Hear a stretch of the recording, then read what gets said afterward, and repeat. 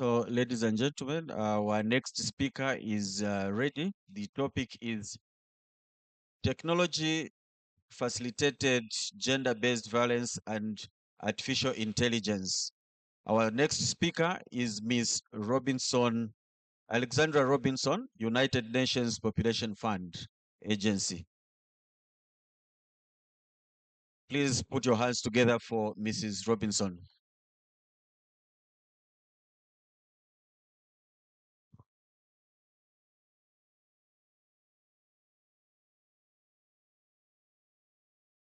Thank you. Thank you so much for having me and for the introduction. It's a deep privilege to be able to present on technology facilitated gender-based violence. I just want to make sure you can hear me in the room.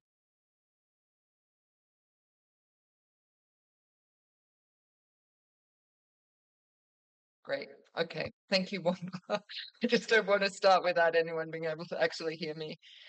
So I will use the acronym throughout this presentation of TFGBV. And I know it's a bit of a mouthful, but I think it's better than saying technology facilitated gender-based violence every time. But I am the gender-based violence technical advisor for UNFPA. I sit in our headquarters, and we have been working on the issue of TFGBV over the past several years, really with a view to supporting states and CSOs in providing responses to survivors of this increasingly prevalent form of gender-based violence. As we see an increased uptake in access and use of technologies, we're also seeing an increase in the levels of violence that can be perpetrated through technologies. And so as a result, we have developed a program of action that really tries to address a range of different areas of work, including response and prevention, but also what laws and policies look like, how we enforce them, and how we bring all of the different people within our community together to address this issue. We appreciate and respect that this is an area which brings multiple forms of expertise to the table, including technologists on one side, yourselves as prosecutors, health workers, social workers. So there's a whole range of people who are going through a process of understanding and learning what technology is, how violence can be perpetrated through it, and then how do we address that from our respective spaces of expertise. So I have a few slides today that I will run through and then try and find some time at the end to be able to answer any questions that you might have. We thought we would start with this video from the eSafety Commissioner of Australia. Please let me know if there's any tech issues in the room and we'll pass over it, but let's see. It's always with you, helping you, connecting you, making life easier. But it can also be used against you. Have you experienced abusive, threatening, or persistent online behavior that makes you feel unsafe? Have you been harassed online by someone who's accessed your personal details? Maybe you're worried about someone you know who is being attacked online or through social media. Is someone trying to control or blackmail you with intimate and embarrassing photos or video? Or has your phone been tracked by someone without your consent when all you want is to be left alone? Or maybe your finances and communication with others are being controlled by someone you fear, even someone close to you. If you have experienced any of this, it may be time to act. The same devices that can be used to harass, abuse, and threaten you can also be used to protect and empower you. Women experience abuse daily through technology, but there are things we can do to take control. Find out how at esafety.gov.au/women.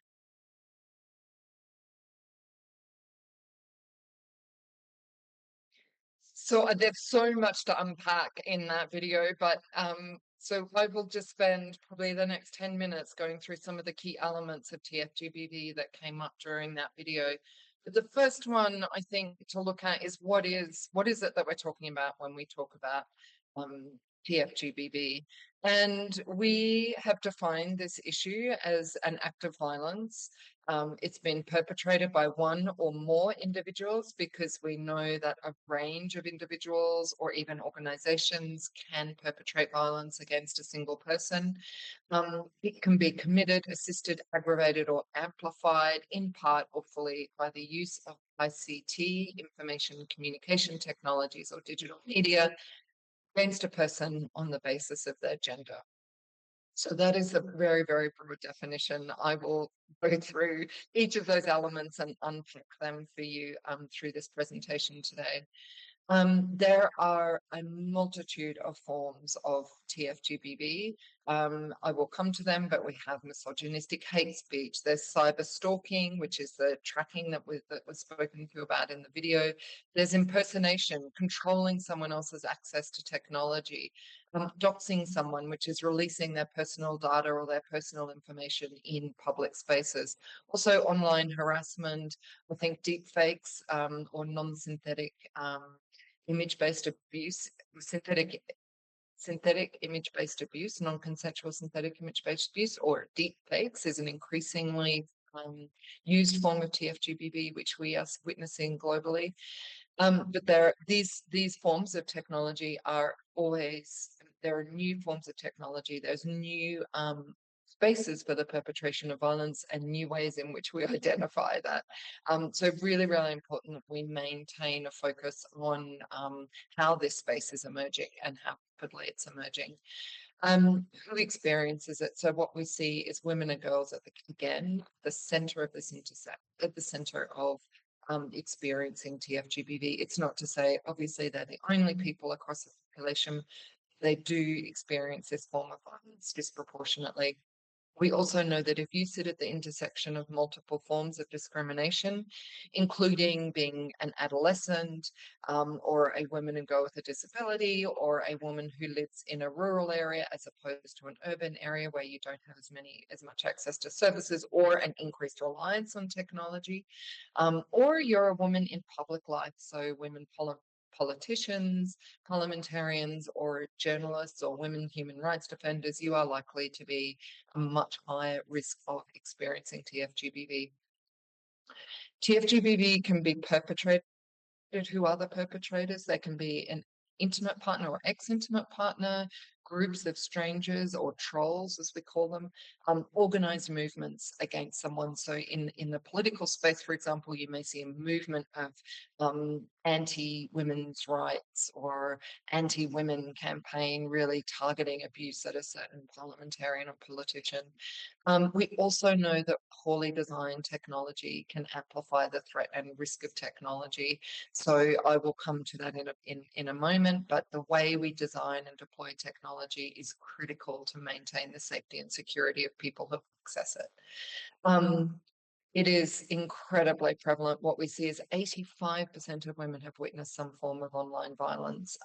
We see nearly all women in some regions of the world having experienced some form of TFGBV. We see this spike among young people because largely with across populations of young people, we see really low levels of digital literacy and a spike in access to technologies. If we can go over to the next slide there. We have broken down what we mean by TFGBV into what we call the 5 W's. So who, what, where, when, and why. I will throw this infographic up. I have spoken to most of this, but it's a really great way to try and understand, great way to understand the issue. We've covered who, survivors, disproportionately women and girls. We know that there are at least 40 forms of TFGBV, and those are rising all the time. We know that TFGBV is experienced from a very young age and disproportionately in adolescence, so between those ages of 9 to 14, and that's correlated with an uptake in the use of tech. It can take place anywhere. It can take place in your home, in your bedroom, in your workplace, everywhere, all of the time. You have technology on you. you use technology, you can be exposed to TFGBV. And I will come to the fact that there's also an online, offline continuum of that experience of violence in a moment. But also really important to remember that when we're talking about TFGBV, it is underpinned by gender inequality. It is underpinned by those social gender norms that perpetuate that power imbalance between men and women on the basis of their gender. So when we're talking about preventing this area of work, really important to ensure that we maintain a focus on social gender norms. Just over to the next slide, please. So here I'm just very throwing up a range of some of these 40 different types of TFGBV. As you can see, there's a whole range of experience of violence here. Mobbing, online harassment, recruitment for trafficking, for example, catfishing, cyber obsessional pursuit, dead naming. There are so many different forms of TFGBV. I feel like I'm constantly on Google looking up new forms of violence that are emerging every week. So I really just wanted to throw these up here to show that this is a rapidly changing space, and a space where the language is not often language we're familiar with, and we do have to make sure that we invest in ourselves and our digital literacy and our knowledge and learning to be able to or to be able to stay abreast of this space. We know over just to the next slide, please. In the context of Zambia, what we have seen from some of the research is that a few key forms of TFGBV are notable, including online harassment, revenge porn, which is actually intimate image-based abuse. We don't like to use the term revenge porn, largely because it places the responsibility of the experience of TFGBV onto the survivor. Sextortion, AI image abuse, which is what I was sort of talking about before with deepfakes, and doxing. So I really, and I explained doxing before as well, which is the leaking of personal information in public spaces or online.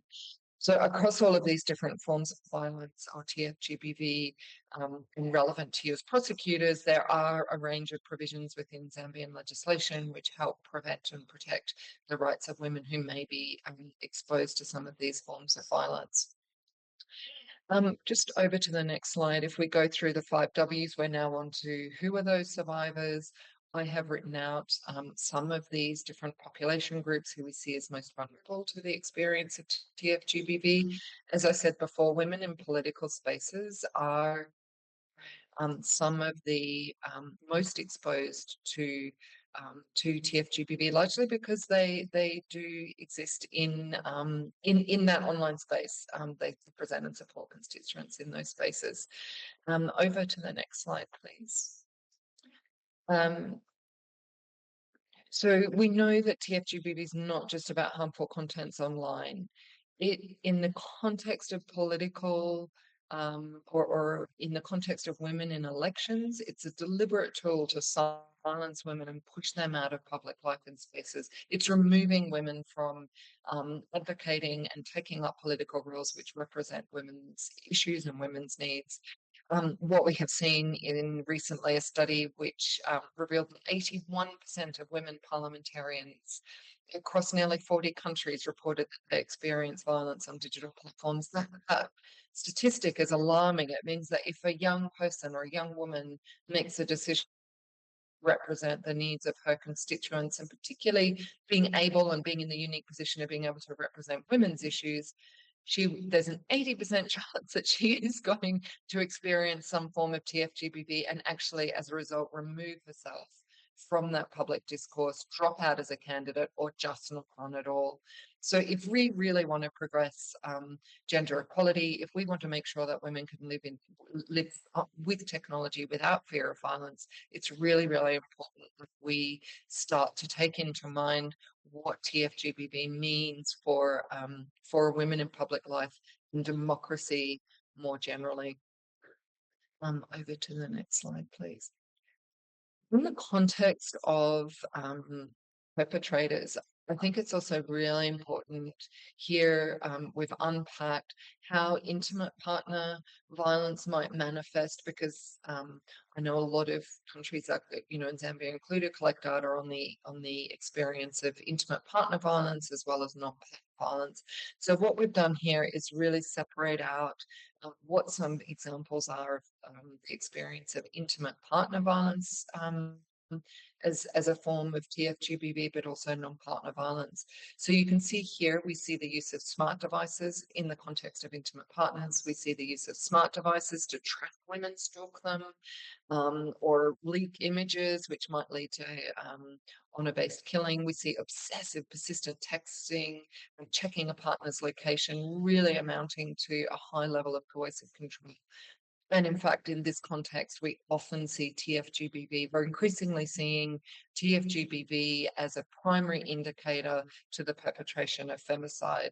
So really, really important that when TFGBV is reported, understanding it within the context of intimate partner violence is a critical step in preventing the perpetration of femicide, which of course has dire consequences. In the context of non-partner violence, we see things like the use of technology to recruit women into trafficking. We see early and child marriage, threats of sexual violence, which might cause fear, often through dating apps, for example. We see sextortion, so economic violence being perpetrated by the use of images. And we also see sexual violence through dating apps, which I mentioned briefly before. Over to the next slide, please. So another key component to understand around TFGBV is this idea that it doesn't just happen in an online space, it actually happens across an online-offline continuum. So we know that anything that's happening online is having offline impact. So as I said before, we're seeing really high levels of coercive control. So the use of phone tracking or harassing messages, and we see that escalate and lead to the perpetration of femicide. So the impacts of what is happening in online space has very real consequences offline. You'll see the use of tracking of ex-girlfriends or ex-partners with a view to be able to perpetrate physical or sexual violence. It's really, really important to understand that even when women are reporting physical violence, there may also be elements of TFGBV that are going on, and women will not be safe in real life unless their technology is safe in the online space. So really important to make sure that they're safe in across all spaces. It's also really important to recognize that, and I'll come to that in a bit, particularly when we come into the justice sector, the idea of trauma-informed policing and the idea that women will, or survivors, will be experiencing very, very pervasive form of violence. So the tech, if an image of you is shared online which doesn't have your consent and violates your privacy, that image lives forever. It can never be taken down. So it will be shared online, other people can screenshot it. That form of violence will live in perpetuity. It's not a one-off incident. And that can lead to really ongoing and harmful psychological consequences. Over to the next slide, please, Tori. So one of the ways, and I did touch on this before, but I will just very briefly mention here because I think it's important to understand the technology that we use has to be safe and secure. Poorly designed or managed technology allows bad actors to cause harm. It provides those entry points for harm.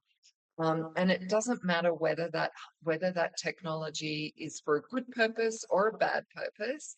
If it's been designed badly, it will have exactly the same impact. So that Venn diagram here speaks to the fact that it doesn't matter whether there's motive or not motive to harm in the technology. If it's been badly designed, either whether that's deliberately or whether that's negligent or accidental, the harms stay the same. So really, really important when we start thinking about the types of technology that we use, including the technology that we use as government actors, making sure that the data is safe, secure, private, cannot be shared, and that there are really strict processes around security of data to ensure that we, as civil servants, are not perpetrating or not permitting the perpetration of doxing, for example. I will leave that there, but I'm very, very happy to come back to more questions about that, about this idea. Our work on TFGBV as UNFPA cuts across a whole range of pillars.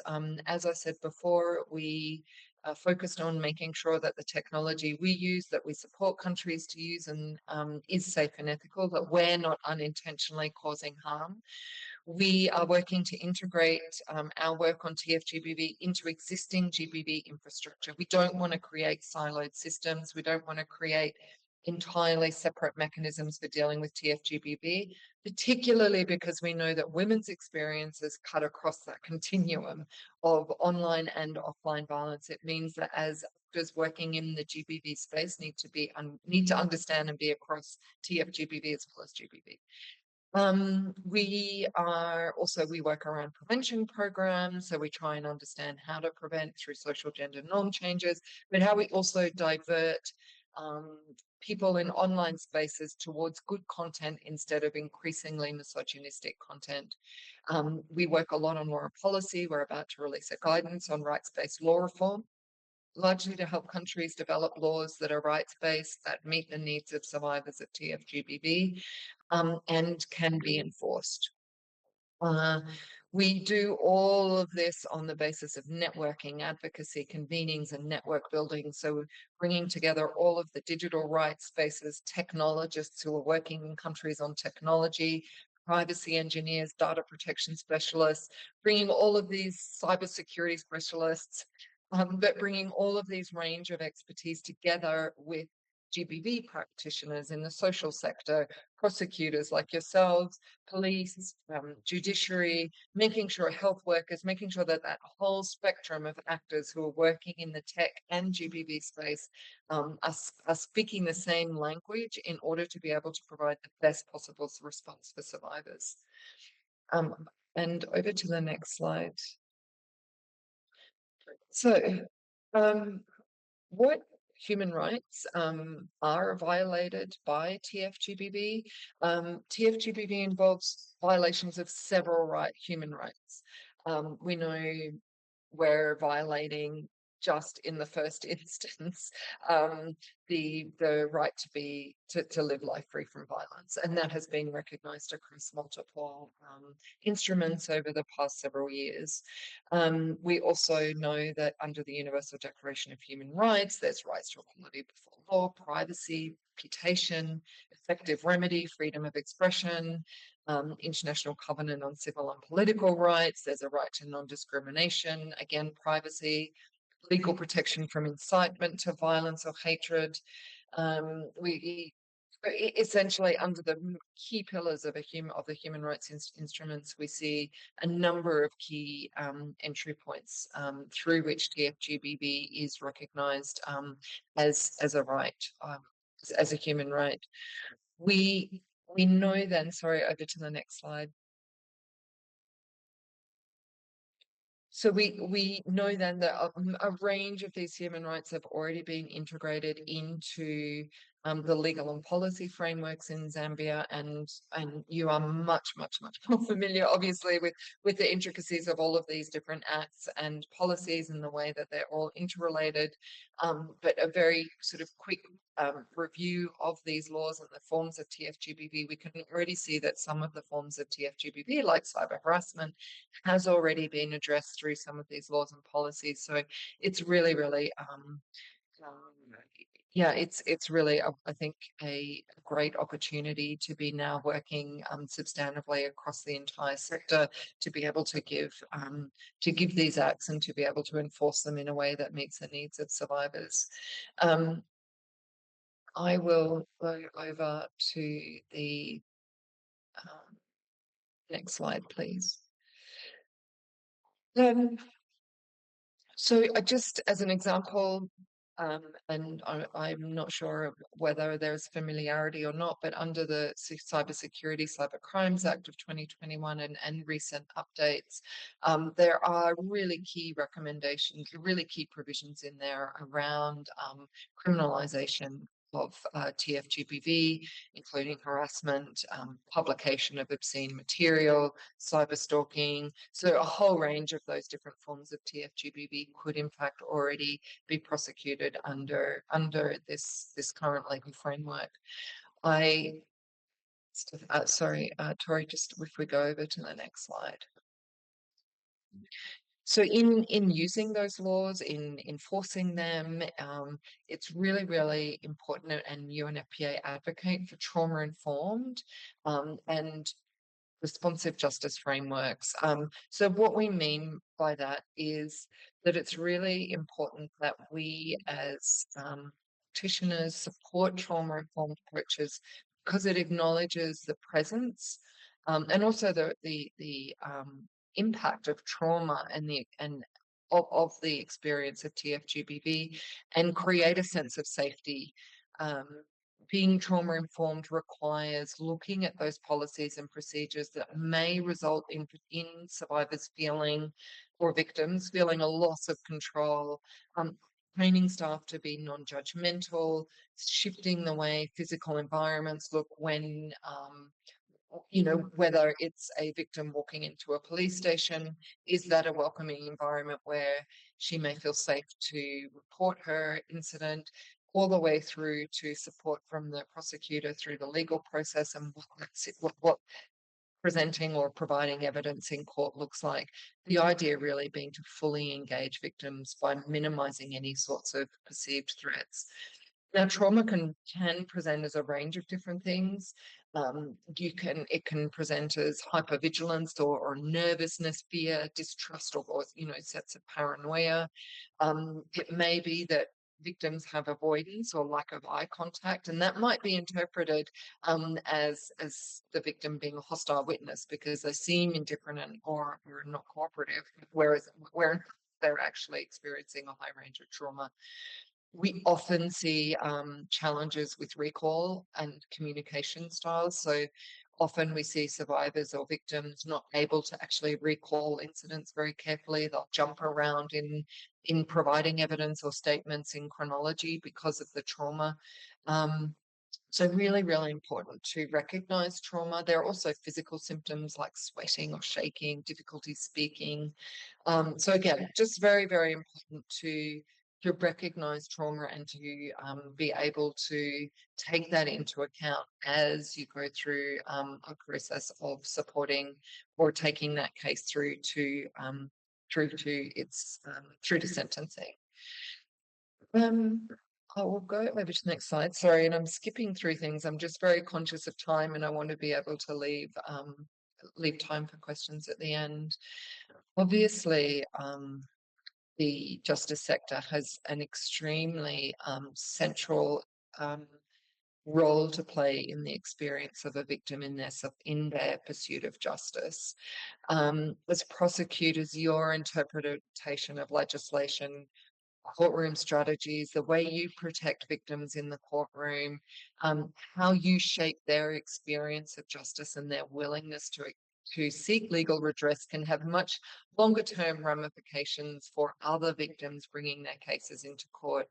The way admissibility is assessed, how arguments are framed, the way digital evidence is handled can either protect survivors, but it could also potentially expose them to further harm. So there's a whole range of nuance in here that I think is really, really important for both prosecutors, but also judiciary and defense lawyers to be able to understand, to ensure that there's a holistic approach within that courtroom and that legal process to ensure survivor-centered and trauma-informed approaches. It does, again, require a whole of justice system approach. Obviously, as a prosecutor, the entirety of the power is not in your hands to manage that experience of a victim. Working together across all of the judicial actors is extremely important. And I think, making I think the other key point here is ensuring that a survivor victim has access to a whole range of other support processes or support services alongside this justice process is really, really important. It will keep her feeling supported, making sure that she is seeking the right kind of mental health or psychosocial protection services, just her safety. So making sure that she has referral, for example, to a digital safety organization so that her tech is safe, it's locked down, and her physical safety is protected. Um, and again, making sure that all of these different components are in place will set a precedent for holding perpetrators to account. And that sets a very strong tone across the country and the justice system for addressing TFGBV.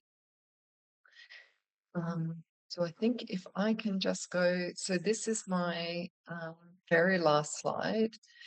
And here we really just wanted to flag a few different ways a few different tips, I think, for legal practitioners on advising survivors in terms of how they preserve digital evidence. So we know that the evidence of TFGBV is slightly different to that of GBV. And I think really important in this space that legal practitioners, whether you're defense or prosecution, and indeed the judiciary themselves, understanding or taking on some sort of knowledge and education around digital literacy. It's really, really important that we encourage digital preservation, and it needs to be print.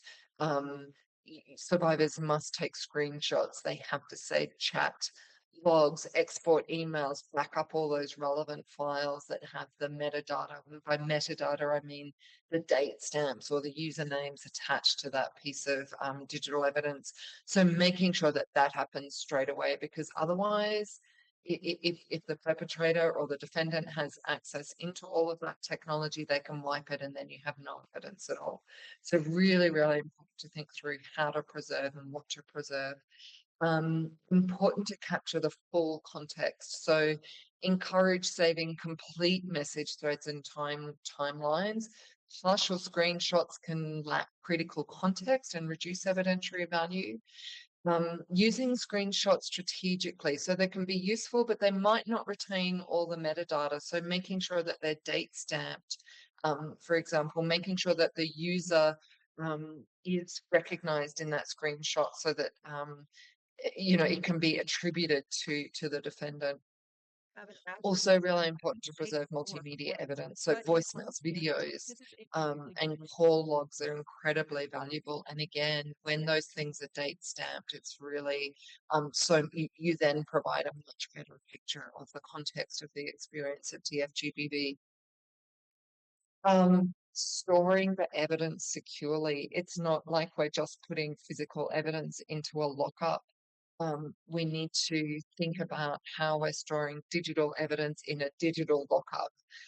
So making sure that they're in trusted formats, they can't be corrupted, they're backed up. They're also stored offline, so there's no chance of those things being accessed or hacked or leaked. So looking at things like the use of USB drives or DVDs. So really, really important we consider how we convert whole ranges of digital evidence into physical evidence. Important to educate survivors and victims around the collection of that evidence as well. They're the ones who experience this violence. Really, really important to make sure that they understand right from the beginning what it is they need to be doing to preserve that evidence.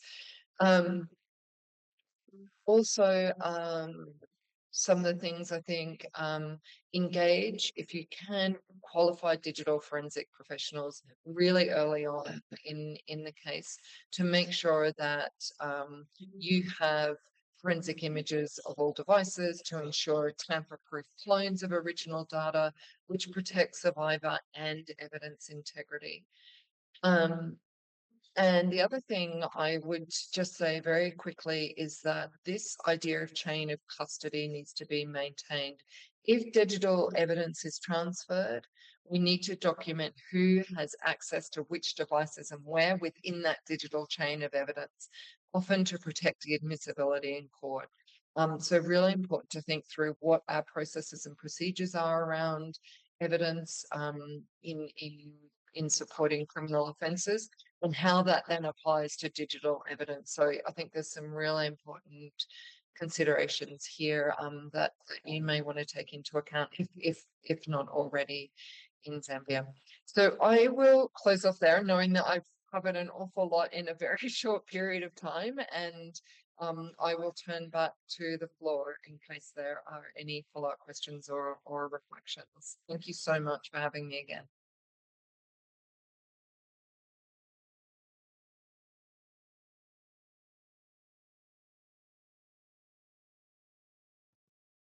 Thank you very much for that detailed presentation. We are going to get to take two questions only.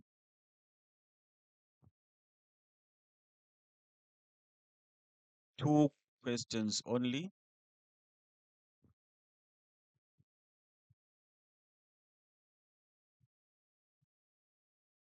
Okay. Good afternoon, everyone, and good afternoon to Ms. Alexandra. Thank you for that presentation. It was very elaborate and well informed.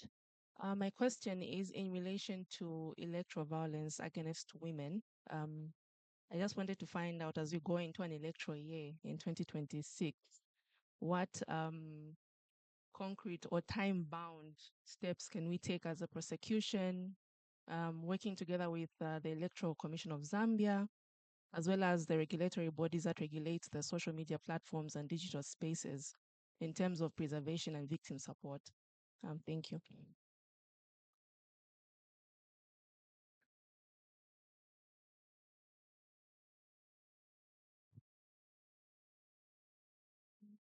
Would you like me to come in by question? Sorry, I wasn't sure.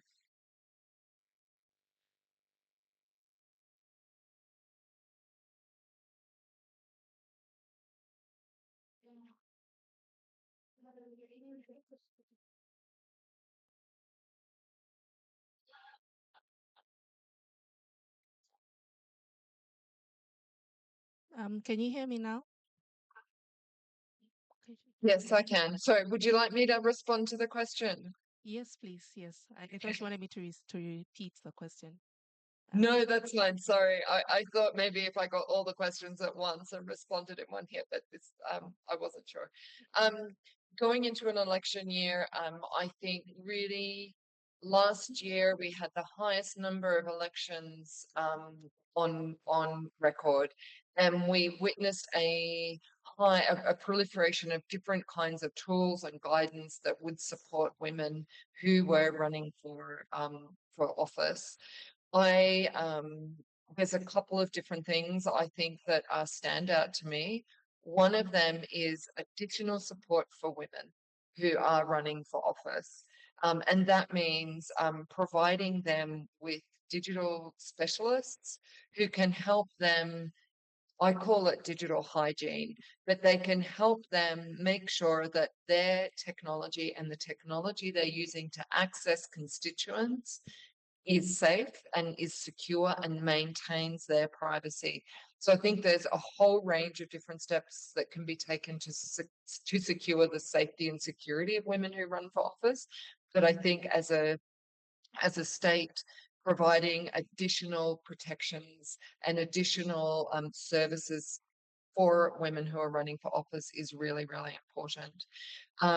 I also think being aware of the experience and knowing that women are, well, we know that, let's say 80% of the women who will run for office will experience some form of TFGBV. So ensuring that they have a high level of digital hygiene, ensuring that there are systems in place for their physical protection as well as their online protection will be absolutely essential. There are, as I said, a whole range of different tools to help support the process of digital hygiene and safety and security. The only other the only other thing that I can possibly think of from a law and policy space would be creating aggravated circumstances to offences. So where the offence has been perpetrated against a woman who's running in public office, um, creating that as an aggravated form of an offence of TFGPV, which then attracts higher criminal penalties. But yeah, I think there are some of the key things I can suggest. Certainly, our office are very, very happy to, reach out and provide some of those different tools directly.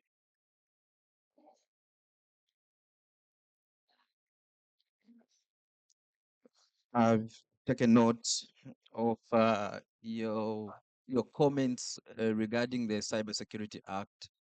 My question, Alexandra, is what's your comment on our legal framework regarding issues to do with GBV in our country? Do you think that we're on course, or if we're behind, how much more should we do in trying to erase some of the conducts that have come, that are unbecoming, that are being done online and through other activities? Thank you. That's a great question. I preface my response with the fact that I am not a legal practitioner in Zambia, and I have done a very cursory review of, or I look at all the different kinds of laws and policies that are present in Zambia. My initial response is there are a lot of countries that are much further behind. There are other countries that are further ahead, and different countries have very, very different approaches in the way that they're managing and responding to TFGBV. We are very shortly about to release a guidance on rights-based law reform to address TFGBV. And this guidance really provides a process or an understanding around principles and processes that we would recommend for incorporation into understanding and addressing this issue of TFGBV through law and policy. I would say a couple of things.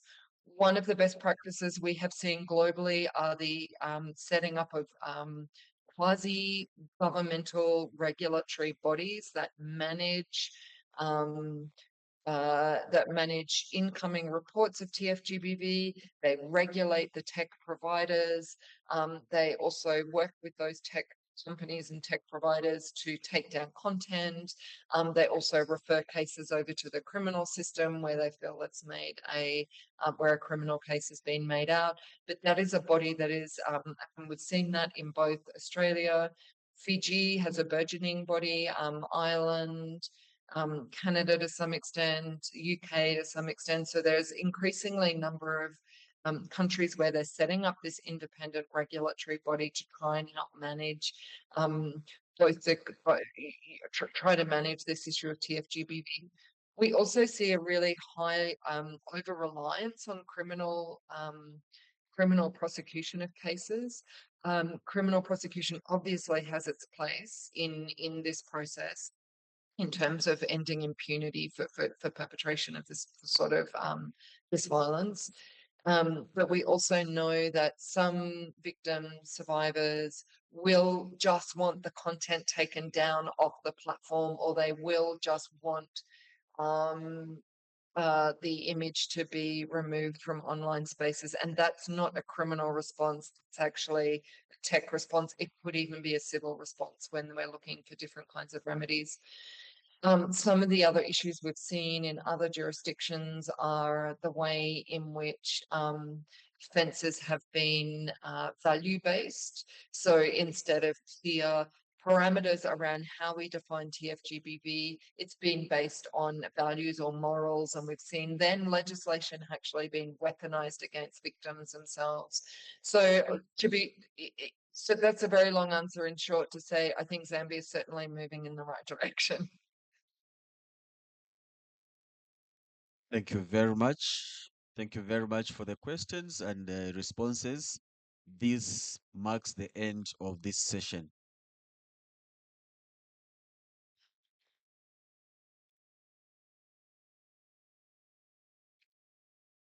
It's now time for lunch, and Our lunch, due to time, our lunch will be only 50 minutes. Only 50 minutes. That means we're expected to be settled for our breakaway sessions at 14:10. At 14:10, we need to be settled for our breakaway sessions. This is due to time. And so our VIPs, international delegates, head of institutions, the NPA board, uh, Bicasas and PSAs will be in the VIP lounge for lunch.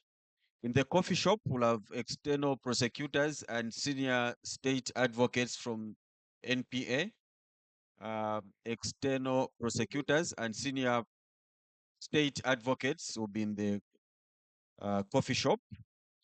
And on the first floor, we'll have state advocates, senior public prosecutors, and prosecutors, including all NPA staff, including all NPA staff. So remember, we must be settled at 14:10 for our breakaway sessions. Please enjoy your lunch. Thank you.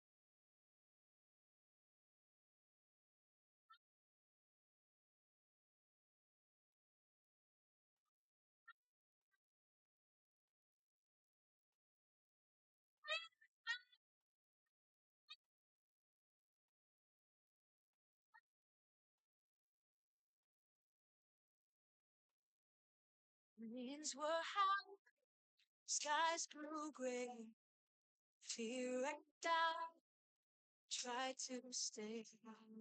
But in the tempest, I found peace. Presence made the chaos cease. Safe within your heart, strong in every storm I feel. Through the times long, you carry a child.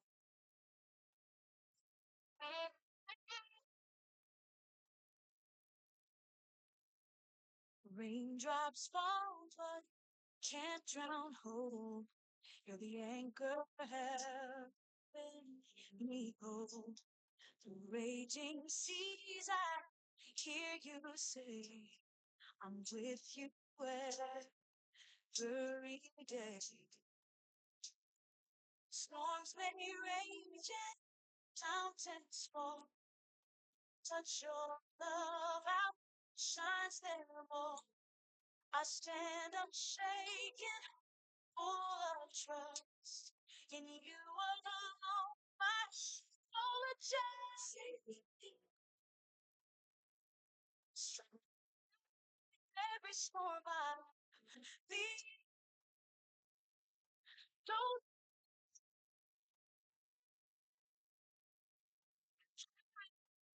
shine.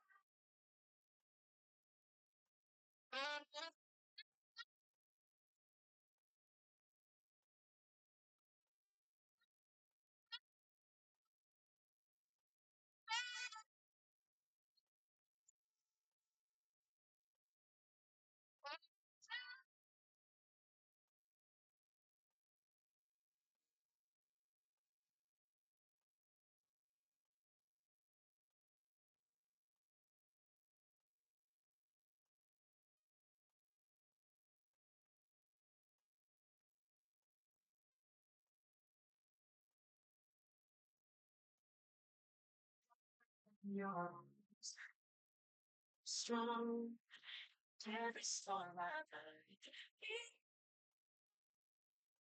Golden nights and all. Shine, take strong in every storm I ride. Be long, through the nights and all. And while you carry me like a child.